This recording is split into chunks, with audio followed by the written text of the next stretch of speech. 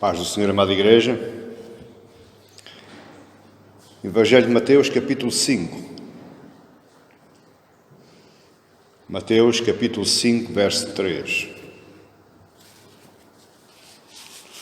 Com este texto eu quero dar seguimento ao nosso estudo acerca das bem-aventuranças. O início do discurso de Jesus no Sermão do Monte. E hoje queria pensar convosco um tema debaixo deste versículo, do capítulo 5, verso 3, sobre a herança dos pobres. A herança dos pobres. Mateus 5, 3. Bem-aventurados os pobres em espírito, porque deles é o reino dos céus. Bem-aventurados os pobres em espírito, porque deles é o reino dos céus. O meu irmão pode estar a pensar já agora, mas o pastor já pregou acerca do verso 3, mas ainda há muito para falar. Quando você perceber o que é o verso 3 no capítulo 5 de Mateus, você vai ficar pasmado no bom sentido. Ao analisarmos qual era o pensamento de Jesus, ao iniciar o seu maior discurso, ao iniciar a base, a essência do seu ensinamento com este versículo. Bem-aventurados os pobres em espírito, porque Deus é o reino dos céus. Nós precisamos começar a entender que o Sermão do Monte não é um sermão qualquer. O Sermão do Monte é o maior discurso proferido até hoje, pelo maior pregador da história da humanidade, no maior palco e para a maior plateia, porque o discurso de Jesus ele continua a ser discursado hoje. Milhares e milhões de pessoas já ouviram o discurso de Jesus, mas infelizmente poucas são aquelas que entenderam o discurso de Jesus. O que é este discurso? O que é o Sermão do Monte? O que são as bem-aventuranças? São todas estas perguntas que nós vamos tentar descobrir ao longo deste estudo das bem-aventuranças, e esta é a 10ª mensagem acerca deste tema. O Sermão do Monte, meus amados irmãos, ele é o coração do Evangelho de Cristo. As bem-aventuranças são o sangue que flui neste coração. E a missão de todo o cristão, à luz daquilo que foi dito pelo próprio Mestre, ide e fazei discípulos, a missão é ensinar tudo aquilo que Jesus ensinou. A sua e a minha missão, meu amado irmão, é transportar este coração cheio deste sangue e levar àqueles que estão mortos espiritualmente. Ninguém pode ser vivificado, como diz lá Paulo em Efésios, sem ser pelo Espírito, com este coração e com este sangue. A essência do que Jesus ensinou, a essência do Evangelho de Cristo está no Sermão do Monte. Quando você entender o sermão, você vai entender toda a Bíblia. Porque toda a Bíblia, os 66 capítulos da Bíblia, não sei quantos milhares de versículos, eles estão inseridos no Sermão do Monte. O Sermão do Monte é a explicação, em termos mais próprios, em termos mais abertos, do que é a Bíblia, do que é a Palavra de Deus, do que é a lei de Deus. Esta primeira bem-aventurança, ela não está aqui por acaso. Aí no verso 2 ele diz, e passou a ensiná-los. Noutras traduções e ele abriu a boca e falou. Abrindo a sua boca, disse, falou. O que é que ele falou? Bem-aventurados os pobres em espírito, porque deles é o reino dos céus. A pergunta é, por que é que Jesus começou aquele que devia ser o mais ilustre sermão? Por que é que Jesus começa este sermão desta forma? Por que é que ele começa este sermão aparentemente enxutando as pessoas que o queriam ouvir? Os discípulos estavam ao redor dele e, por sua vez, as multidões que estavam ao redor dos discípulos. E também temos que perceber porque é que Jesus começa esse sermão E quando ele acaba, em Mateus 7,28 diz: e as multidões que o ouviam estavam maravilhadas com toda a sua doutrina, porque os ensinavam com autoridade e não como os escribas. Quando tudo estava para dar mal, por causa do seu início, as multidões se maravilharam. Esta bem-aventurança, no verso 3, esta primeira bem-aventurança, ela é considerada por muitos como sendo a artéria principal por onde todo o sangue do Evangelho flui. De que vale assim, meu amado irmão, você ter um coração e não ter veias? Por onde passa o sangue? Por onde corre o sangue? Por outro lado, de que vale assim você ter veias, ter sangue, mas não ter coração? Vai estagnar, vai apodrecer.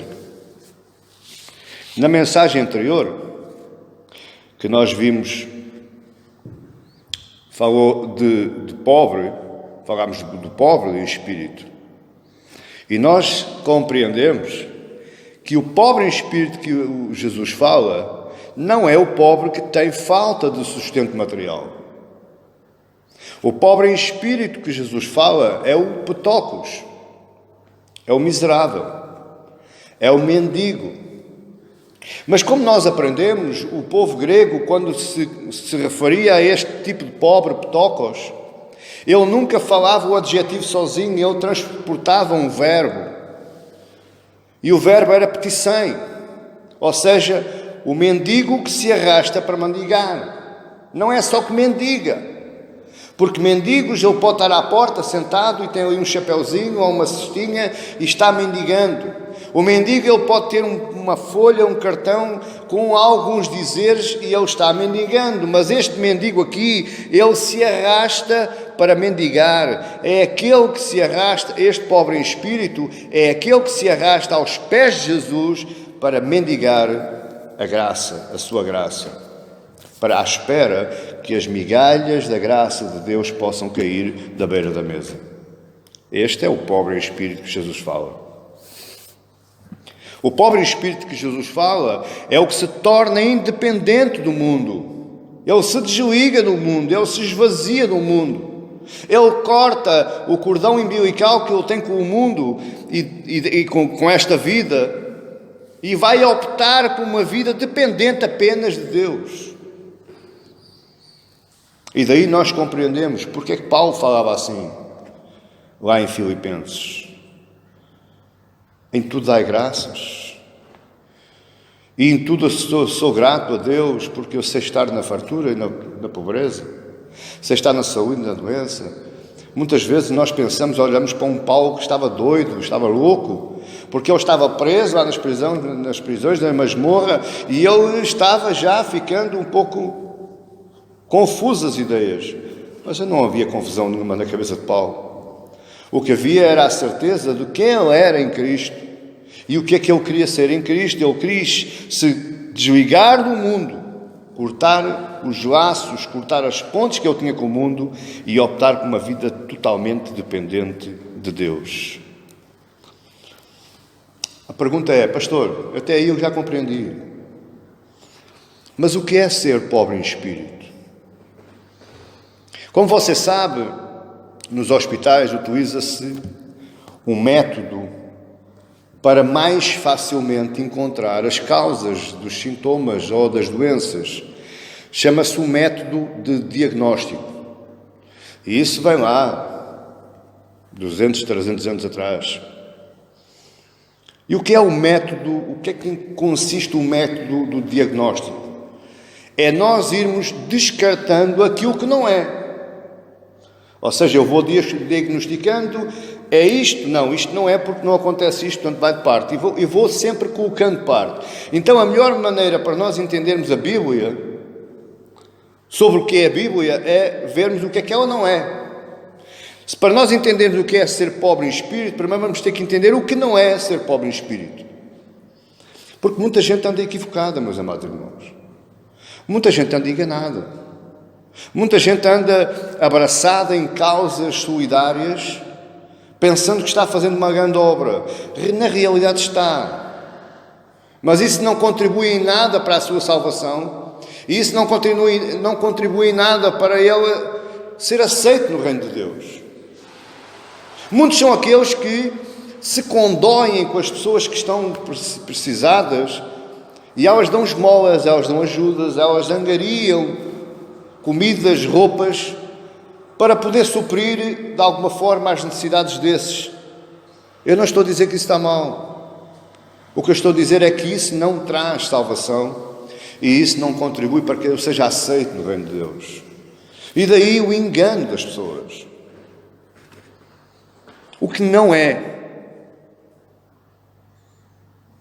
Ou o que é que significa ser pobre em espírito? Uma outra pergunta que nós podemos fazer é: por que é que esta bem-aventurança veio em primeiro lugar? Confuso, não é? Porque é que Jesus não arranjou outra? Metia os limpos de coração, por exemplo, era mais suave. Metia os misericordiosos. Porque é que Jesus foi logo meter os pobres em espírito em primeiro lugar? Porque é que ele começa o seu discurso com esta frase, com esta afirmação? Outra pergunta que se pode fazer é: como é que eu me torno pobre em espírito? O que é que eu preciso fazer? O que é que eu preciso abraçar? O que é que eu preciso deixar? Qual é a vantagem que eu tenho em ser pobre em espírito? E são perguntas, amados irmãos, que até ao final eu posso dizer que o verso 3 ainda vai continuar. É, pastor? É. Enquanto nós não percebermos porque é que Jesus colocou esta bem-aventurança em primeiro lugar, nós não vamos largar o verso 3. Existe muita coisa para compreender, muita coisa para nós falarmos. Mas vamos lá. O que é ser pobre em espírito? Como eu já lhe disse, para entendermos o que é ser pobre em espírito, primeiro temos que falar o que não é ser pobre em espírito. Já vimos que ser muito bondoso e dar muita esmola e muita obra solidária não é ser pobre em espírito. Porque existem muitos que fazem isso numa capa aparente de bondade e por dentro eles estão querendo aparecer. Eles estão querendo se mostrar ao mundo. Isso é arrogância. Isso é orgulho. E tudo o que é contrário à humildade já não é ser pobre em espírito. Ser pobre em espírito não é algo natural. Eu não nasci pobre em espírito. Ah, pastor, não. Nós não nascemos pobre em espírito. Quer um exemplo? Experimente dar um rebuçado, um chocolate a uma criança com o irmãozinho ao lado. E não dê ao irmãozinho, dê só um. O outro vai chorar. O outro vai pedir. O outro vai berrar. Se o homem ou a mulher nascesse pobre em espírito, automaticamente ele agarrava no chocolatinho e dava logo ao irmão. Não é isso que acontece. Portanto, não é algo natural, não nasce connosco. Existem muitos que olham para certas criancinhas, certas crianças que são tímidas. E ao longo da sua vida elas vão convivendo com essa timidez. Só que timidez não é ser pobre em espírito. Timidez não quer dizer humildade. Porque você, meu amado irmão, você pode estar no fundinho lá da sala, não se mete com ninguém, é tímido, não gosta da convivência, mas por baixo dessa timidez pode estar a capa da presunção. Eu não me quero dar com essa gente. O mais está calado, estou no meu canto e estou sossegado. Você está a entender? Portanto, ser pobre em espírito não tem nada a ver com algo que é aparente, algo que é exterior. O pobre em espírito é coração, é caráter. A timidez nem sempre é boa. Muitas vezes ela vem disfarçada de um grande orgulho. Ser pobre em espírito também não é algo que nós possamos fazer ou possamos aprender.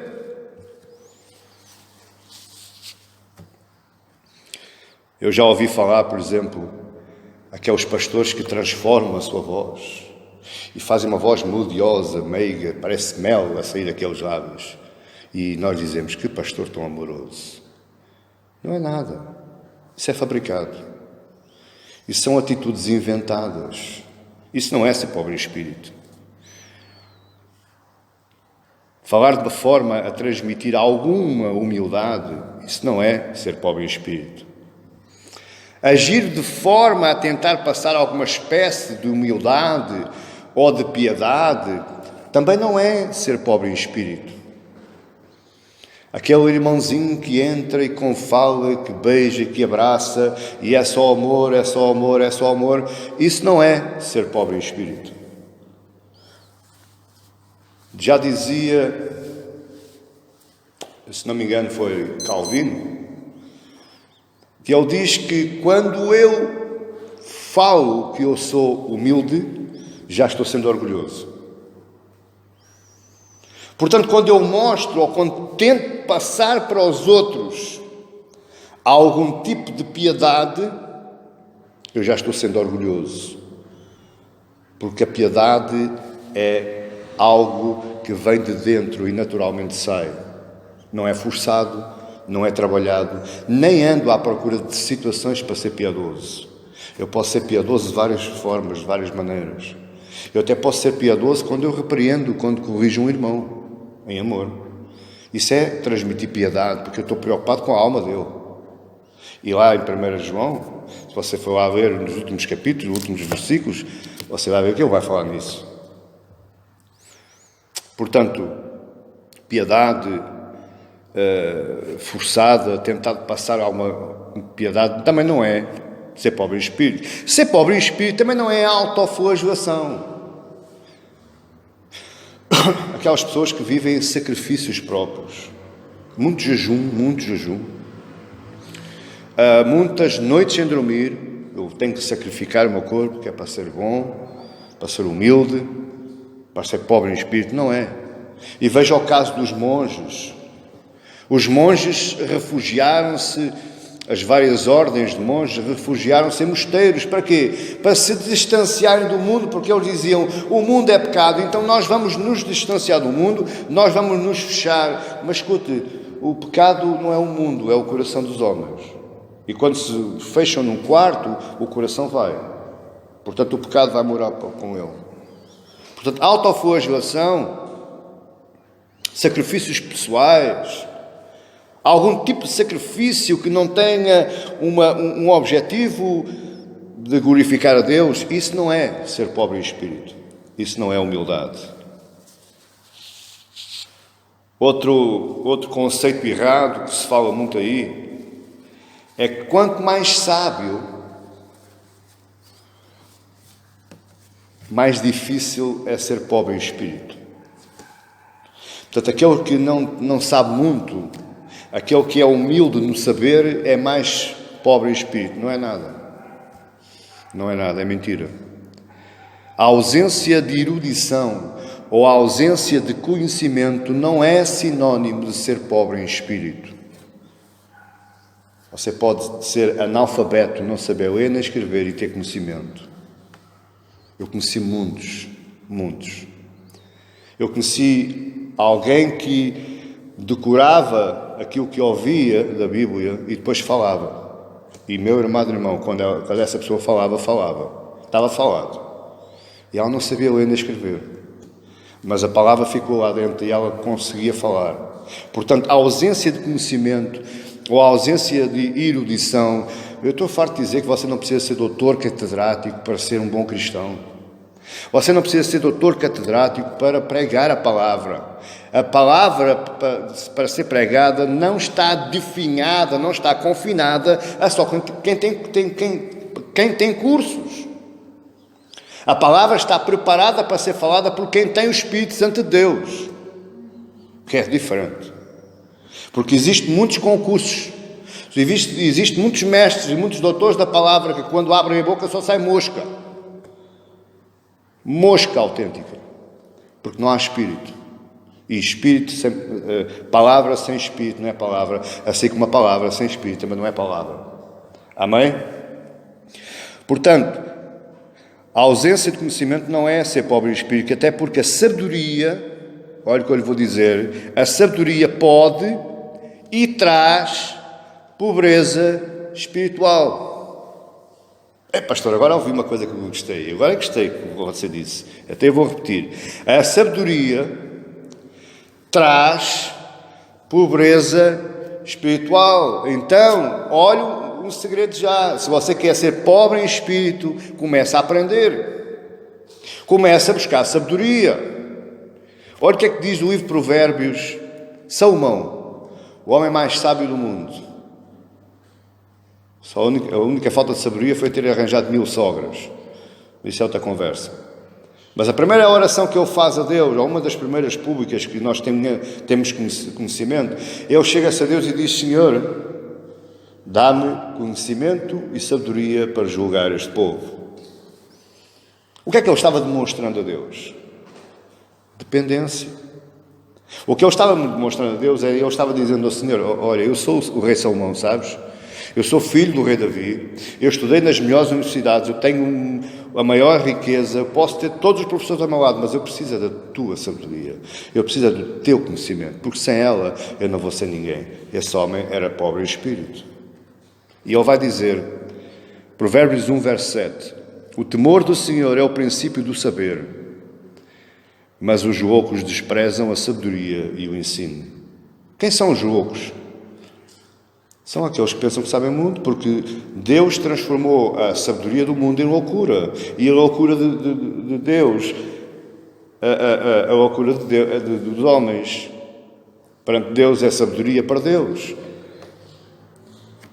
No segundo capítulo de Provérbios, no verso 1, ele vai dizer novamente: Filho meu, se aceitares as minhas palavras e esconderes contigo os meus mandamentos, para fazeres atento à sabedoria o teu ouvido, e para inclinares o coração ao entendimento, e se clamares por inteligência e por entendimento alçares a voz, se buscares a sabedoria como a prata e como a tesouros escondidos a procurares, então entenderás o temor do Senhor e acharás o conhecimento de Deus.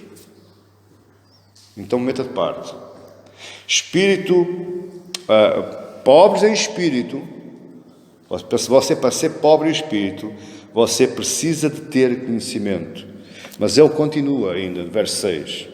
Porque o Senhor dá a sabedoria e da sua boca vem a inteligência e o entendimento.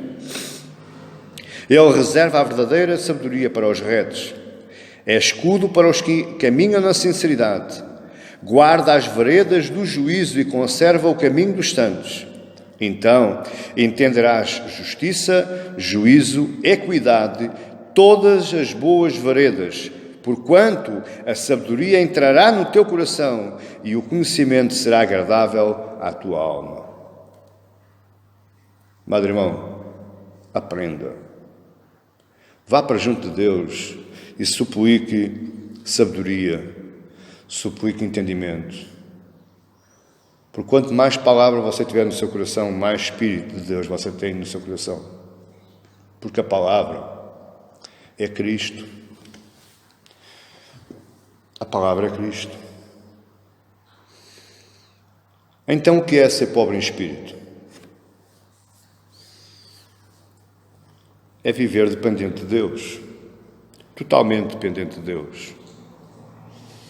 Ser pobre em espírito é ser um petóculo de sem, o mendigo se arrastando, mendigando a graça de Deus. Um pobre em espírito é aquele que sabe, quando acorda de manhã, só está vivo porque Deus o permitiu. Só respira porque Deus o permitiu. Só sai para o trabalho porque Deus o permitiu. Só trabalha porque Deus o permitiu. Só come porque Deus o permitiu. Você está entendendo? Não é como aqueles, eu tenho porque eu trabalhei. Deus até pode me ter dado saúde. Deus até pode me ter dado um emprego, mas eu trabalhei, o esforço foi meu. Meu amado irmão, você teve força, conseguiu fazer esforço, porque Deus o permitiu. Você teve saúde, porque Deus o permitiu. Você teve disposição, porque Deus o permitiu. Então o pobre em espírito é aquele que vive em total dependência de Deus. E isto nós conseguimos compreender na mulher sirofenícia. E ela tem um problema, irmãos, e vai ter com Jesus. E Jesus tenta atrapalhá-la. Jesus diz, não é bom eu estar-te a atender aqui e deixar os filhos da casa de Israel de parte. Não é bom aquilo dar-te a ti, aquilo está reservado à casa de Israel. Não é bom dar o pão dos filhos aos cachorrinhos. E o que Jesus quis ouvir, ele ouviu. E ele ouviu palavras de um coração pobre em espírito.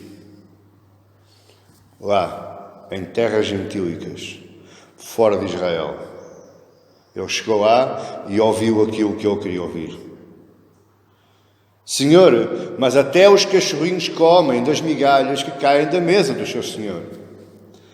Como quem diz, por outras palavras, para nós entendermos, ó Deus, eu não preciso do milagre inteiro, aquele milagre estrondoso. Eu sou a tua graça, as migalhinhas da tua graça me basta para eu viver.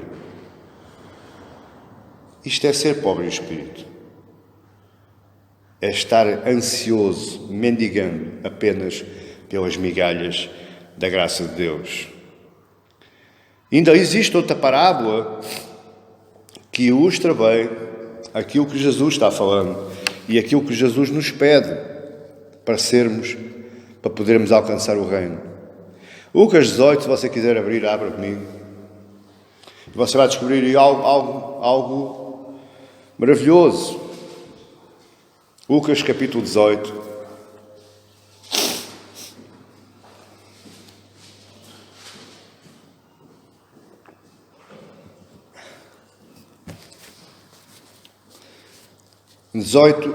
A partir do verso 9.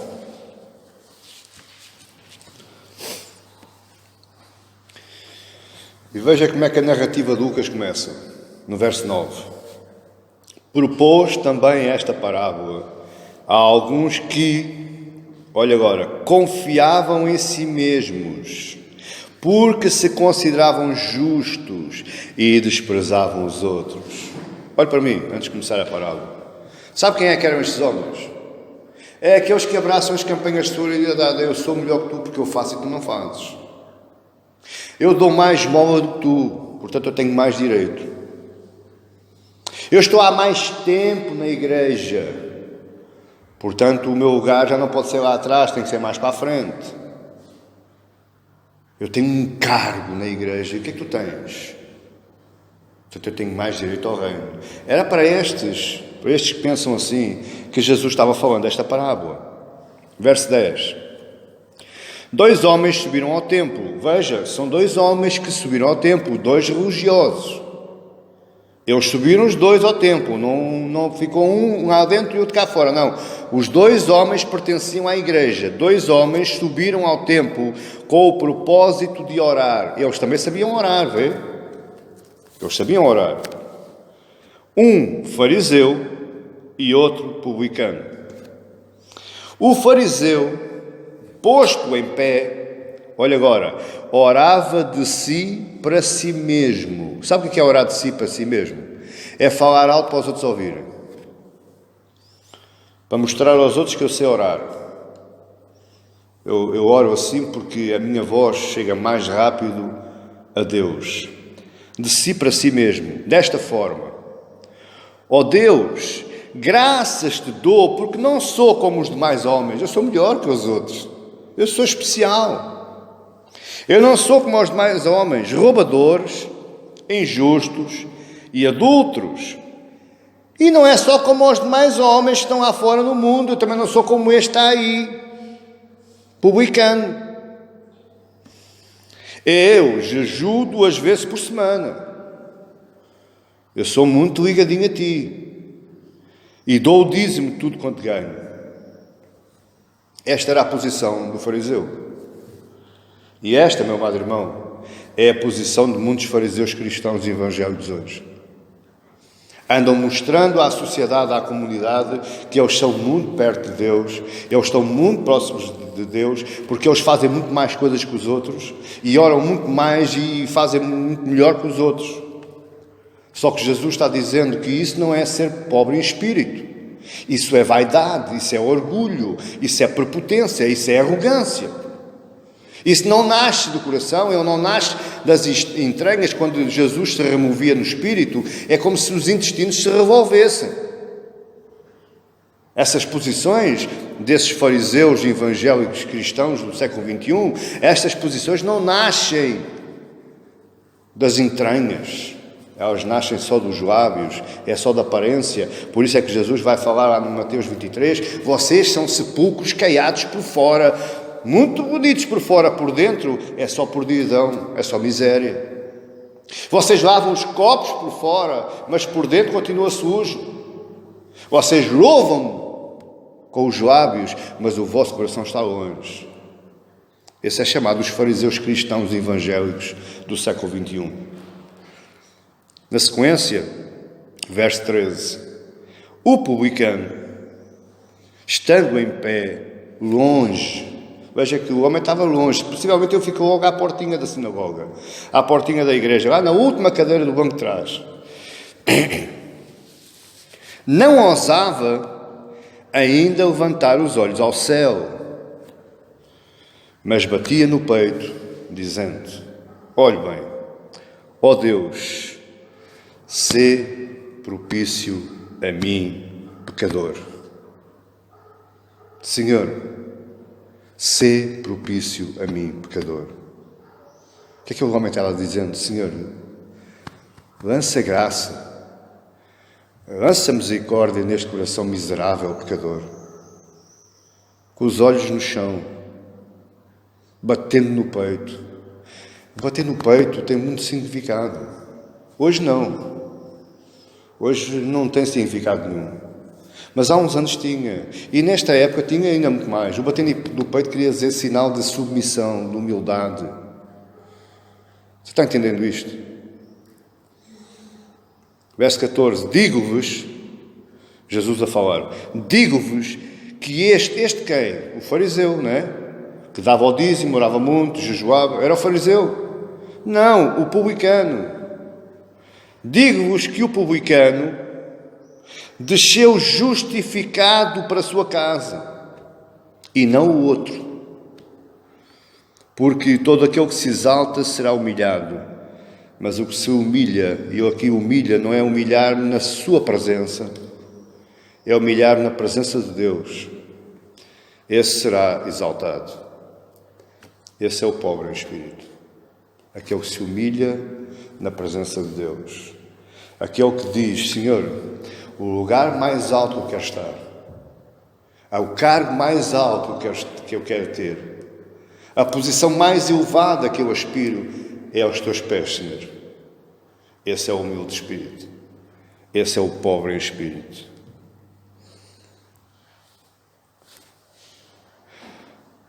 Eu quero que você entenda algo muito importante.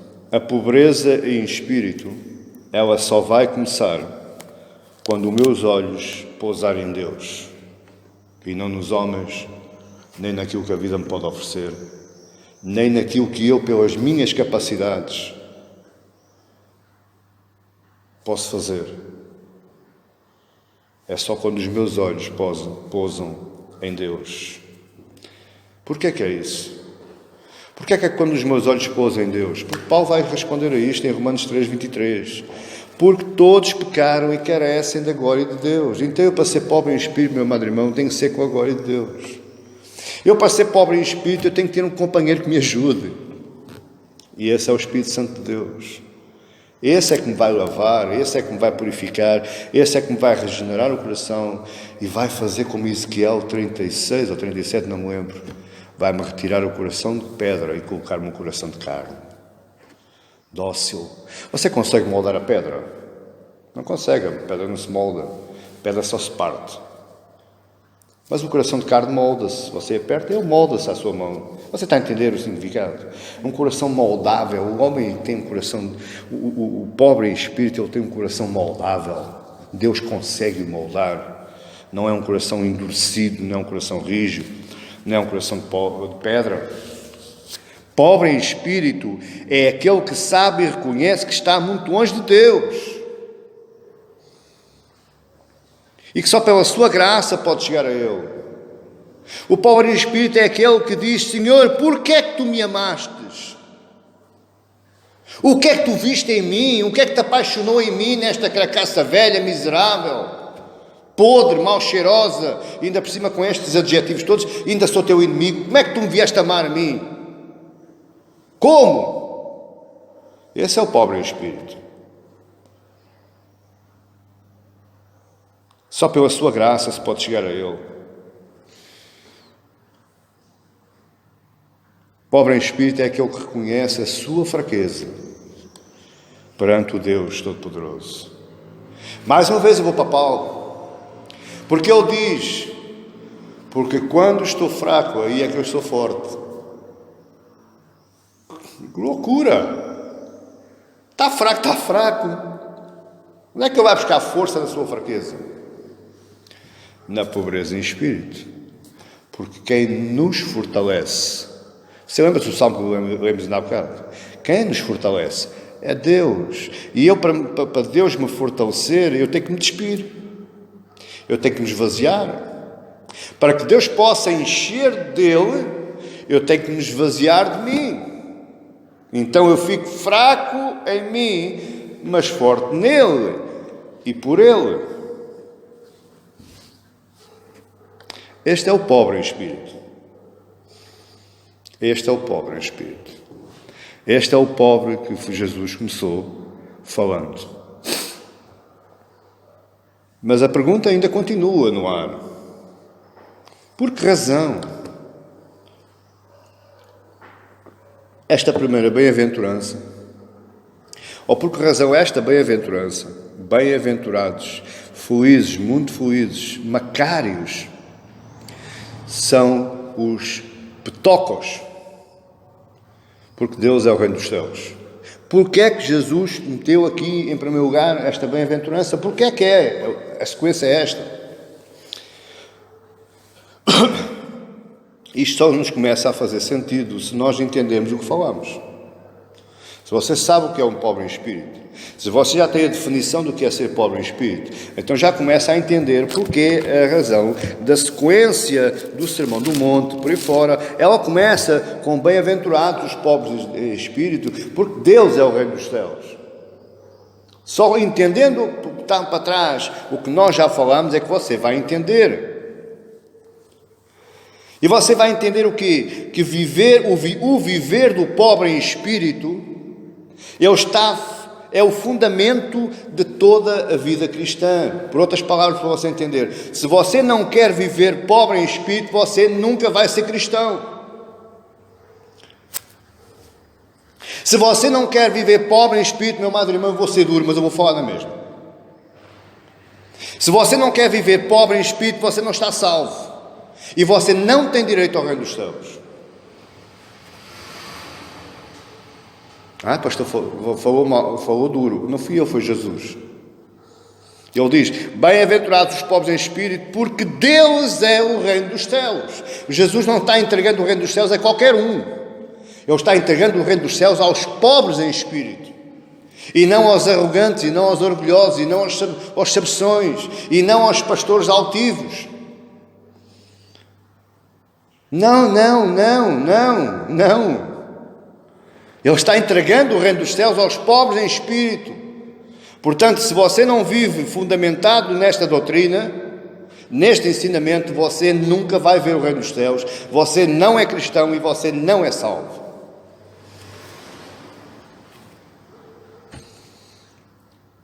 O viver do pobre em espírito, ou o viver pobre em espírito, é a pedra base, é o fundamento base, é a pedra do suporte. Por outras palavras, se você chegar a ser pobre em espírito, você está fundamentado na maior rocha que é Jesus. E tudo o resto que vem a seguir, é fácil de você alcançar. Está mais contente assim? Você tem que buscar ser pobre em espírito. Olhe palavras dos discípulos. Mateus 18, de 1 ao 4, diz assim: naquela hora aproximaram-se de Jesus os discípulos perguntando: quem é porventura o maior no reino dos céus? E Jesus, chamando uma criança, colocou-a no meio deles e disse: em verdade vos digo que se não vos converterdes... Espera aí.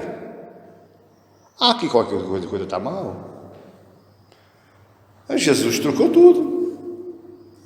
Vamos lá ver outra vez. Verso 1, capítulo 18. Naquela hora, aproximaram-se de Jesus quem? Os discípulos. Eles já eram discípulos. Então eles não eram convertidos ainda? Pelos vistos, não. Porque Jesus diz: e disse, em verdade vos digo que se não vos converterdes e não vos tornardes como crianças, o quê? De modo nenhum entrareis no reino dos céus. Então Jesus estava a dizer para os discípulos: vocês têm que se converter, vocês têm que se tornar como crianças. Para quê? Para poderem entrar no reino dos céus. Então quem não se converteu e quem não anda, quem não vive como uma criança, nunca vai ver o reino dos céus. Quem não é pobre em espírito nunca tem direito ao reino dos céus.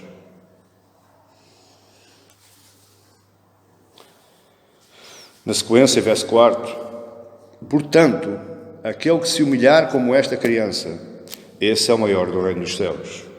Os discípulos foram todos contentes com essa explicação. E você? Você está a entender bem? O que é que está aqui em causa? Você está a entender bem que nós andamos a brincar muito às igrejinhas? Nós andamos a brincar aos evangelhos.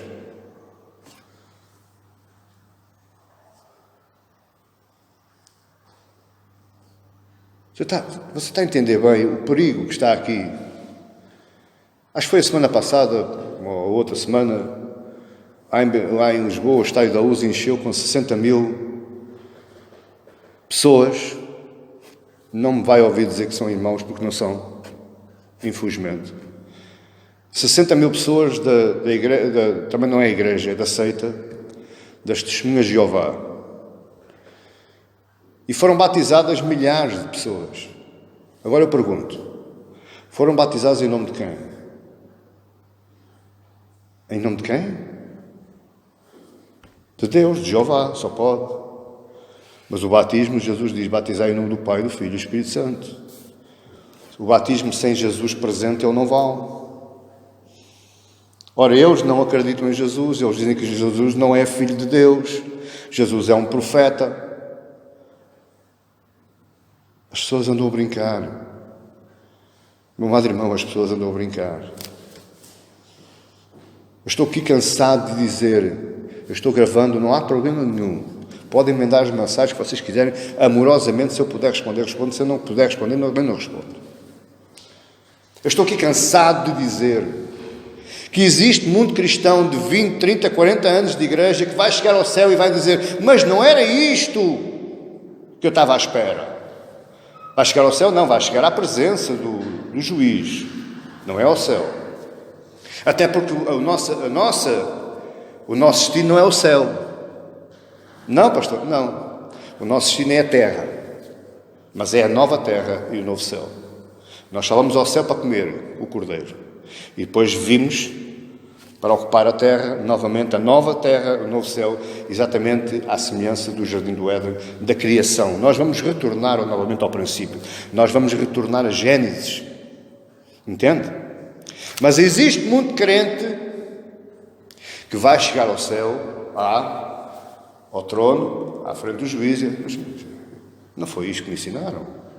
Não foi este produto que eu comprei. Eu fui enganado. Pois foi. Pois foi. E continuam sendo. Porque, infelizmente, meu amado irmão, igrejas, eu conheço já, graças a Deus, eu já conheço pelo menos 20 igrejas, tanto no nosso país como fora do nosso país, glória a Deus, que pregam palavra pura, verdadeira. Mas agora quero ficar abismado. Sabe qual é que é o número de membros normal que eles têm? 10, 20... Porque igrejas que falem palavra verdadeira, igrejas que trabalhem o coração de forma a que esse coração seja pobre em espírito, essa igreja não tem povo. Porque o povo não gosta disso. O povo gosta da aclamação. O povo gosta é glória a Deus, amém, meu irmão, você é um campeão, você é um poderoso na fé, você é um homem de Deus, é um homem cheio de fé, tudo se desvanece ao quando você caminha. É isso que o povo gosta. Mas um dia lá vai haver muita surpresa. Muita surpresa. Muita surpresa. E isto porque a lógica do reino de Deus não tem nada a ver, nem compactua com a lógica humana ou com o pensamento do mundo. Não tem nada a ver. Pastor, mas eu não dou esmola. Dá. Mas Deus diz que não é esses. Isso não é importante. É importante dar esmola de Jesus, fala em esmolas. Mas Ele também diz, aquilo que a tua mão direita der, não veja à esquerda. Porquê é que Ele diz isso? Para que não haja orgulho no nosso coração. Eu sou bom porque eu dei. Eu sou bom porque ajudei. Eu já comprei uma pedrinha lá na cidade celestial. O orgulho não tem parte no reino de Deus. A prepotência, a arrogância, o egocentrismo, o antropocismo não tem lugar no reino de Deus. A humildade vem antes de todas as coisas na vida cristã. Se você quiser, eu coloco aqui, no verso 3 do capítulo 5, eu coloco o versículo 33 do capítulo 6. A ver se eu enquadro ou não enquadro aqui. Mas buscai em primeiro lugar o reino de Deus e a sua justiça. Ponto, para, acabou. Fique por aí. Primeiro você vai buscar a justiça de Deus e o reino de Deus em primeiro lugar. Primeiro você vai tratar do seu coração, vai trabalhar o seu coração. E depois, a seguir, bem-aventurados os que choram, porque são consolados. Bem-aventurados os mansos, porque herdam a terra. Bem-aventurados os que têm fome e sede de justiça, porque são fartos. A seguir é que vêm as coisas. Não é antes. Foi por causa disso que Jesus colocou esta primeira bem-aventurança aqui, no início. Porque primeiro é o reino de Deus. Primeiro é a justiça. Primeiro é o trabalhar do nosso coração. E depois é o resto. Não, mas o que é que o povo quer? Primeiro a bênção. Quando eu tiver a bênção, quando eu for curado, quando eu for abençoado financeiramente, então eu começo a comprar uma Bíblia e eu começo... Não, esqueça tudo. Esqueça tudo.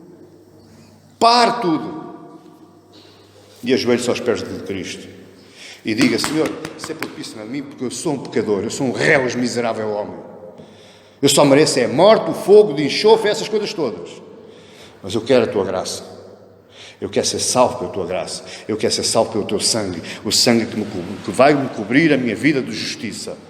E então aí sim, tudo o resto vos será acrescentado. Humildade sincera. Humildade sincera, meu amado irmão. Sem a humildade sincera, saída das minhas entranhas cá de dentro, nenhuma das outras bem-aventuranças fazem sentido. Se você não for humilde de espírito, meu amado irmão, você não consegue chorar. Pastor, mas eu choro facilmente. Mas não é esse choro que Deus quer. O que Deus quer é o choro do coração. Porque Jesus se moveu no seu espírito e chorou junto a Maria. Foi ou não foi? Ele primeiro moveu-se no seu espírito e a seguir o seu corpo brotou lágrimas. Então lágrimas que não saem do espírito, porque o espírito se foi movido e obrigou os olhos a chorar, não são lágrimas. Só são lágrimas verdadeiras, que são aqueles que têm o coração pobre, os pobres em espírito. Bem-aventurados os mansos, aqueles que entregam as suas causas a Cristo, não buscam vingança, não buscam solução em causa própria, aqueles que são capazes de andar uma légua, são capazes de dar uma camisa, são capazes de dar uma capa e são capazes de dar a face direita e a face esquerda. Esses são os mansos, e só se pode ser manso quando se é pobre em espírito. Bem-aventurados aqueles que têm fome e sede de justiça, aqueles que querem ver um mundo novo, um mundo mais justo, aqueles que querem deixar de ver a injustiça patente e latente em todos os noticiários, em todas as mídias sociais. Eles falam como falam lá em Apocalipse: Senhor, quando é que tu mandas a tua justiça à terra? Quando é que tu vingas o nosso sangue? Esses são os que têm fome e sede de justiça, mas eu só posso buscar a justiça e gostar de praticar a justiça quando eu tiver um coração um espírito pobre, misericordioso. A palavra misericórdia não é a palavra esmola, nem solidariedade, ser solidário, não tem nada a ver. A palavra misericordioso é aquele que se compadece, e mais uma vez, cá vem de dentro, vem das entranhas. Se formos ver a palavra do bom samaritano, tanto o levita como o sacerdote, eles praticavam misericórdia no templo.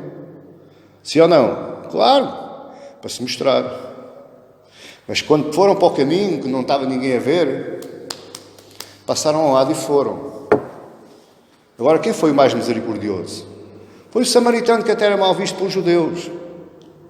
Não se sentava à mesa com o judeu, não conversava com o judeu, não se cruzava no mesmo sentido que o judeu, não caminhavam no mesmo lado da rua.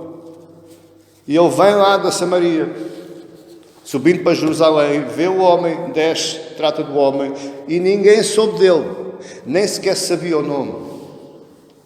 Esse é o verdadeiro misericordioso, e só se pode ser misericordioso dessa forma quando se for pobre em espírito.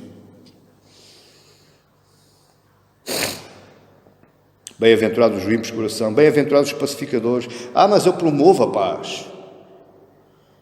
Eu até vou aos comícios de paz para promover a paz. Eu faço abaixo-assinados. Eu sou ativista da paz. Mas a paz que Deus fala aqui nunca foi a ausência de guerra. A paz é a paz de espírito. E eu só consigo promover a paz de espírito a alguém quando eu intercedo por alguém, quando eu interfiro num conflito. Eu só posso fazer isso não por interesse próprio. Eu tenho que ser altruísta. Sabe o que quer dizer altruísta? É eu fazer as coisas sem ter em vista o meu reembolso. Eu tenho que fazer porque eu quero fazer mesmo. Eu preciso fazer aquilo. É o meu oxigênio, é a minha comida, é a minha água. Eu só posso ser um pacificador desta forma quando eu for pobre em espírito. Por isso, se eu não entendo esta primeira bem-aventurança, não vou entender o resto. Nem o Sermão do Monte eu vou entender. Porque se você reparar, o Sermão do Monte é o desenvolvimento das bem-aventuranças. Enfim, como é que você está a ver? Como é que você está a ver as nossas igrejas hoje? Com uma terrível falta de pobreza espiritual. Louvado seja Deus pelo nosso pastor, que eu gosto muito daquele homem, o Augusto Nicodemos. Ele disse uma das maiores verdades que eu já vi em toda a minha vida de crente.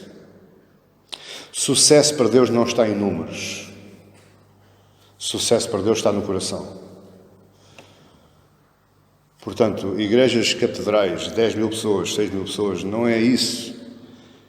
Não é aí que consiste o sucesso. Claro que aquele homem teve sucesso para convencer aquelas pessoas, e aquelas pessoas estão lá. Mas, com respeito ao reino de Deus, não é aí que reside o sucesso. O sucesso reside na pregação da boa palavra, porque essa é que produz corações pobres em espírito. Quanto mais palavra você tiver no seu coração, mais pobre em espírito você vai ser.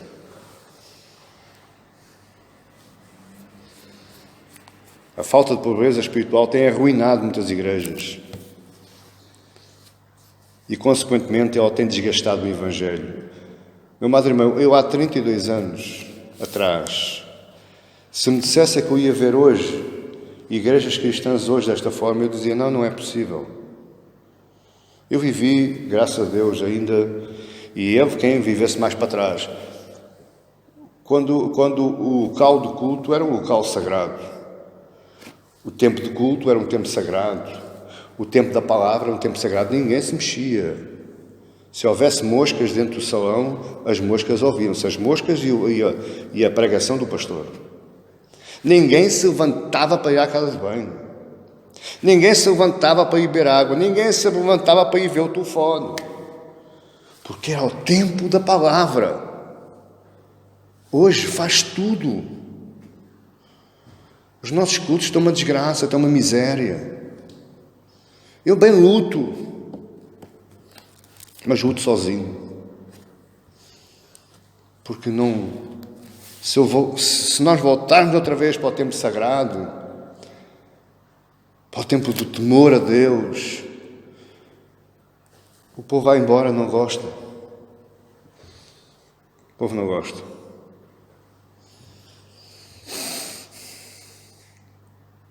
Estou terminando para o final, estou caminhando para o final. Eu só quero dizer uma coisa. Se você não for pobre em espírito, o fruto do Espírito não permanece em si e você não o pode produzir.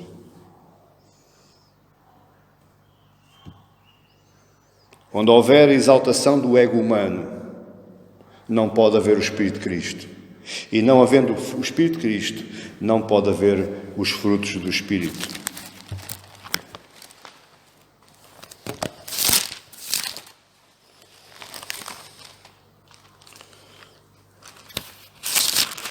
Não está na mensagem, mas a gente vai falar.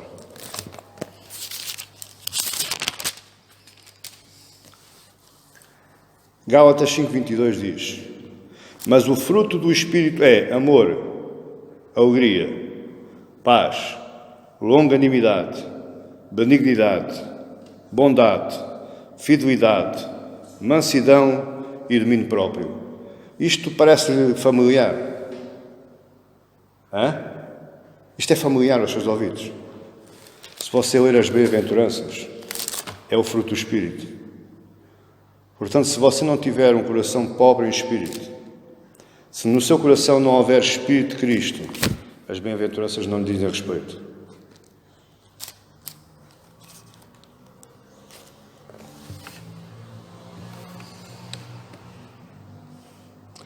Até que o orgulhoso se torne humilde, dificilmente poderá fazer parte do reino dos céus.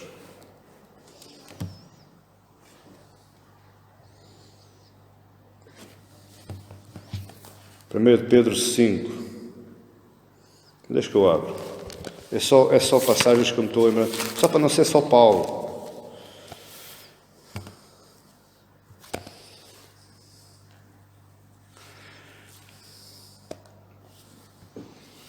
Primeiro de Pedro 2.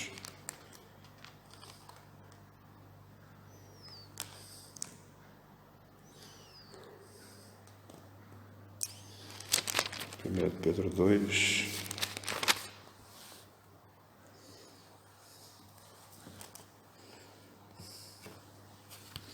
Ele vai falar exatamente igual a Gálatas. Ele diz: sede, pois, vós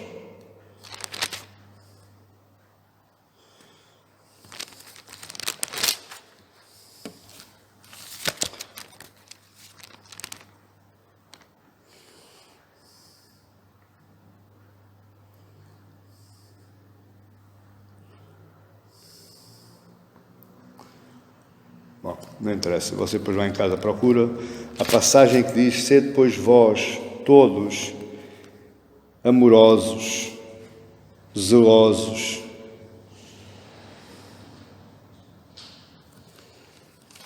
isso é tudo fruto do Espírito.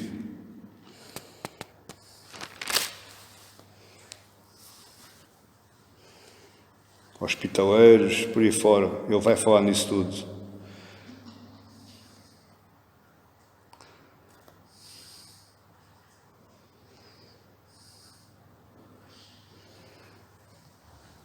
Mas está aqui, mas não era bem esta passagem que eu queria.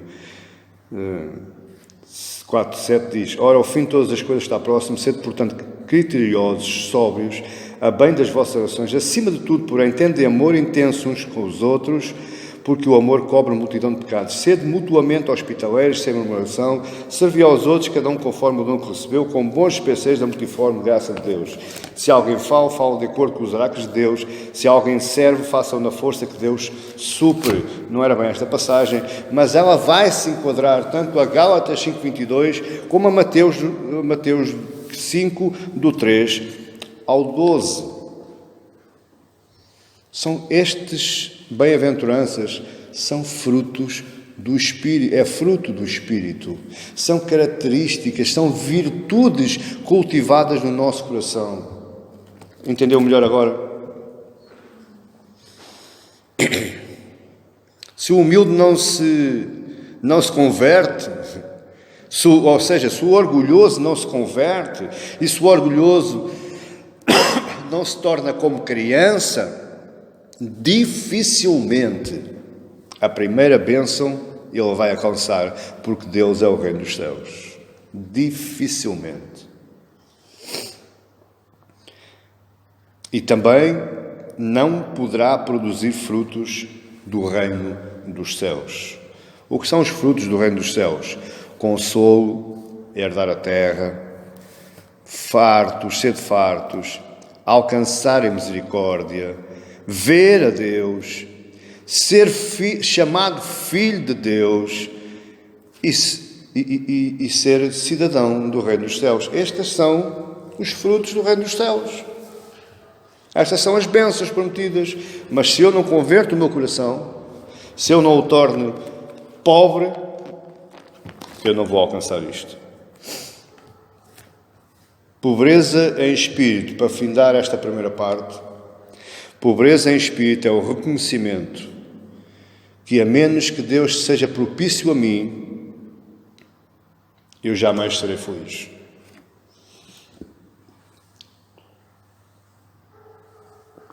Eu posso usufruir felicidade terrena, mas nunca felicidade espiritual. Esta bem-aventurança, feliz, muito feliz, Macários, que Jesus fala, se eu não tiver o meu coração convertido à pobreza espiritual, eu nunca a vou poder experimentar nem alcançá-la. Nas próximas mensagens, por exemplo, iremos ver como é que nos tornamos pobres em espírito. Nós agora só vimos o que é pobre em espírito. Agora vamos depois, mais, se Deus nos permitir, vamos aprender o que é, como é que eu me torno pobre em espírito. E numa outra oportunidade vamos ver também qual é a bênção, a promessa do pobre em espírito. Mas, irmãos, que Deus nos ajude. Que Deus nos ajude a caminhar neste mundo onde as coisas de Deus são intituladas como loucura, como coisas que não têm nexo, não fazem sentido, não são apropriadas para o mundo moderno, o mundo novo, das novas tecnologias. O mundo tem que estar virado para um pensamento que não é este pensamento, não é o pensamento bíblico. Mas eu quero te dizer hoje, como irmão, como amigo e como alguém que te ama muito em Cristo, converte o teu coração, torna-te uma criança, para que um dia nós possamos estar todos juntos no Reino dos Céus, para que essa promessa possa ser uma realidade para nós, independentemente daquilo que nós vamos passar, porque nós vamos aprender que para ser pobre em espírito, nós vamos passar muito. Não é uma tarefa fácil. Existe muito enjoo. Mas a questão é, novamente, Deus só nos dá dois caminhos. O caminho A ou o caminho B? O caminho da bênção ou o caminho da não bênção? O caminho da salvação ou o caminho da infelicidade? Qual é o caminho que você quer traçar? Ainda há tempo. Ainda há tempo da gente preparar o nosso coração para essa etapa da nossa vida. Amém? Que Deus nos ajude e que Deus nos abençoe em nome de Jesus.